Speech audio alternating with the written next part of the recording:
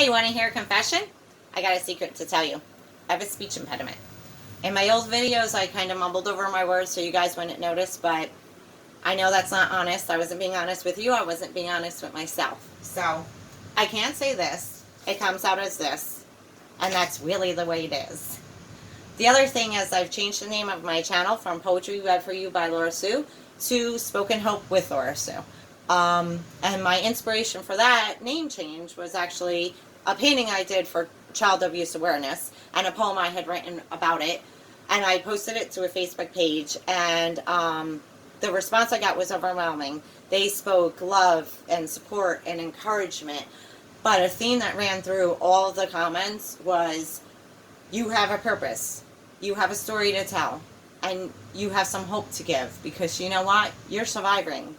And that's exactly it. I am. I'm still here. And that brings me to the topic I want to cover today. It's suicide. Suicide Prevention Month. It's Suicide Prevention Week, and September 10th was Suicide Prevention Day. The statistics are out of control. Every 28 seconds, someone attempts suicide. In the age groups from 15 to 24, it's the second leading cause of death, and men are 3 times likely as women to commit suicide. It's out of control. This can't be. We need to talk about it. We need to end the stigma about mental illness, because yes, suicide does stem from forms of mental illness. And it's not a taboo subject. It's nothing to be ashamed of. I have mental illness. I am a proud speaker about it. I have survived all this time with my mental illness. And it's not a curse. It's not anything you can catch. It is a lot I was given in life. And you know what? I learned to live with it. I don't suffer from my mental illness. I live with my mental illness. We have to stop talking negative about this. It is hurting people. It is killing people. This is a big deal. So right away, I'm going to jump into my story about when I committed suicide. There's no other way to say it. I was 20, 21. I don't exactly remember how old I was. I was in a very bad place. Probably why I don't remember exactly how old I was. My mental illness mental illness is a liar. Let me get that out of the way. Straight up. Mental illness is a liar. Mental illness will tell someone they are a failure, they're worthless, they shouldn't be alive anymore. Mental illness is a cruel, cruel disease. And mental illness had me convinced that I was a failure as a daughter, a failure as a mother, a failure as a human being, and I didn't deserve to breathe. And I believed this. I felt like I was a burden on everyone in my life. I was nothing but a problem. Mental illness told me that. And it also told me that no one loved me. And you know what? If I think back, thank God that I have the chance to do this. I think back, and people who worry about you usually love you. And I did not make that correlation because I was in such a bad space. Outside, I was bubbly, happy-go-lucky, smiling, always peppy. If anybody asked me how I was doing, I was fine. I was okay. I'm all right. Yeah, no, lies, all lies.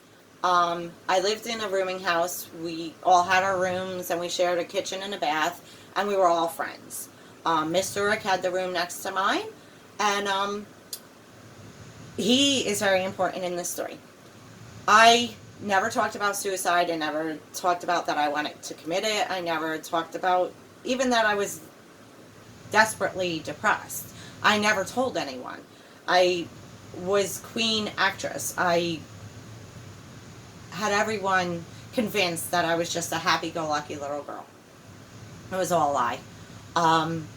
So one day on the way home from work, I made my decision. I stopped. I got a bottle of booze. I got a bottle of pills. I went home, went into my bedroom, closed my door, took those pills and drank that booze, and lay down on my bed and waited for it to come. And the only thing is, it never came. And then the rest of the story is in Mr. Rick's words. Well, he got concerned because he didn't hear any noise in my room. He didn't hear my TV. He didn't hear my radio. He didn't even hear me go use the bathroom. there was something weird about that, and he got very concerned. He came around, he knocked on my door, I didn't answer, he said he opened the door, and he walked in, and kind of was already getting handle the situation, and he asked me what I was doing. I told him I was melting into my bed, and that's when he realized I had really done what he thought I had done. When he flipped me over the side of the bed, and he stuck his finger down my throat, and he made me throw up everything, and he held it there until I puked out every last bit of everything I had just swallowed. Gross, I know, but Mr. Rick was my guardian angel. He saved my life that day. Now, in the moment, you think I would have been thankful, but no, I was not. I was very, very angry because of all the pain I was in my head and all the lies that my illness had told me. I really, truly believe that I shouldn't have been here. I know now that would have killed my father. It would have tore him apart. I was his daughter. I was his baby girl. I was everything. And at that moment, the illness had me so convinced that I meant nothing to anybody. And it's not that I didn't care, but I didn't care. I didn't care. I thought I was doing y'all a favor by taking myself out. Then I wouldn't be a burden. Then you wouldn't have to worry about me. Worry equals love. I couldn't see that. Years go by. I meet up with Mr. Rick. We see each other somewhere. We go out to dinner, and the first thing he says to me is like, I can't believe you're still alive. Wow. That hit home. Yeah. That was the honesty. I couldn't believe I was still alive. But I was happy to be alive. So, first I want to address anybody who is feeling suicidal. Please, don't do it. There is so much more. So much more. If I did it, if I succeeded that day, I wouldn't have a relationship with my child. I wouldn't have met my grandchild. I wouldn't have published my books. I would have missed out on what all my life ended up being. It ended up being amazing.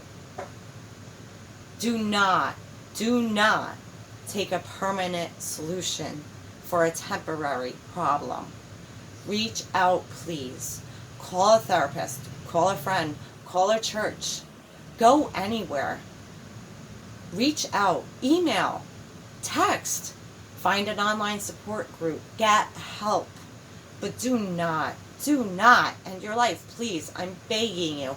I am here to tell you, as a survivor of actual suicide, that there is so much more, amazingly more.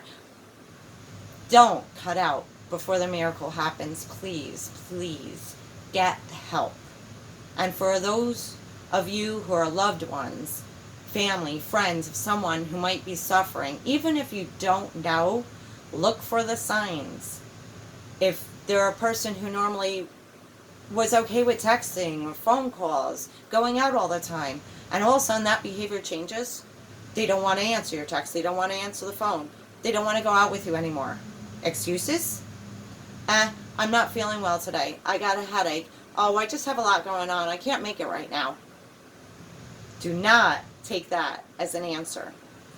If you are worried about your friend, go physically see them. Don't text them and do not call them, because you know what? That's the easiest way to lie to you and tell you that, oh yeah, I'm fine, I'm okay, everything's good, just a lot going on, just not feeling well. Oh, I got this nasty cold. Even if it's a false alarm, go check on your friend, please. Your loved one, your sibling, your kid. Go physically see them. If you can't get them, call a close neighbor. Send somebody there. Something's going on. When you notice someone's behavior changing in ways that aren't them, there's more going on. Get them help. Help them. If they don't want to talk, sit with them until they're ready. If they don't want you to touch them, don't give them a hug. Sit with them. Be with them. Just a presence is sometimes all that is needed. I know the comfort. I know the comfort of somebody just coming and sitting on the couch with me. We don't have to talk. We don't have to say anything. I need another human being in close proximity to know I'm not alone. And that's exactly what the mental illness tells your loved ones and your family and your friends. You're all alone. No one cares. No one cares. And you know what? It's so convincing, and it says it so many times that they believe it. You have to look, see the signs, keep in contact. And if you're scared, call a helpline, call a hospital, call the cops. If you need a welfare check, if you can't be there, if there's no close neighbors, get them help some way. We have to stop losing people. They're not bad people. They're hurt people. They're suffering people. And the problem is the world does not talk about that. If you talk about emotions and depression and sadness, you're weak. That is not true. That is a lie. If you are suffering, you are not weak. You know what? Some of the strongest people I know in my life have mental illness. You know why? Because you have to fight every day. You have to fight to get out of your bed. You have to fight to take a shower. You have to fight to act like a normal human being in society, when all you want to do is sleep and curl up in bed and never see the light of day again. We need to stop telling people they are weak. And you know what? In that last act, that is their last little bit of strength that they ever had left to commit that act. And that's how strongly they feel about it. They need you. You have to reach out. Look up, research, look up the signs. Figure it out. We need to be more aware and get our faces out of our phones and out of our computers. We need to be watching each other. We are the last defense. A human contact. That is the last defense. Or else they don't see it. They don't understand. They don't think anyone cares. And they're gone. And what do you do then? You mourn. I mourn. If you've lost someone to suicide, I mourn your loss. I am so sorry. Sometimes there aren't any signs. Sometimes you just don't know, especially with the men. 3 times more likely. They're not taught that they can share their feelings and they can talk about how they actually feel. They can't tell you they're hurting because society says that if they do that, they're weak. So they just go away quietly and do what they have to do, what they think they have to do. And I'm so sorry. It should never happen. So I mourn the loss of everyone that's ever been lost to suicide. If you're a survivor, if you've tried and survived, well, congratulations. Welcome to the other side of life. This is where we make a difference. This is where we take what we almost did and turn it into hope and positivity. This is where we share our story so maybe we can save a life. And for those of you suffering, please, I already told you, get help. Someone, somewhere cares. Don't give up. Definitely don't give up. Suicide just needs to stop. And we need to end the stigma. And we need to stop telling people that they're weak. I hope this message came through loud and clear. I hope everyone's paying attention. This needs to stop. There cannot be a suicide attempt every 28 seconds. Please be aware, people. And if you're hurting, seek help. I love you all. Blessings.